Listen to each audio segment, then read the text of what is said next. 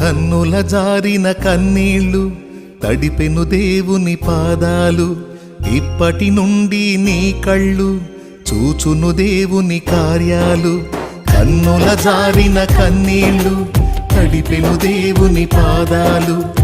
ఇప్పటి నుండి నీ కళ్ళు చూచును దేవుని కార్యాలు. ఉందిలే దీవెనా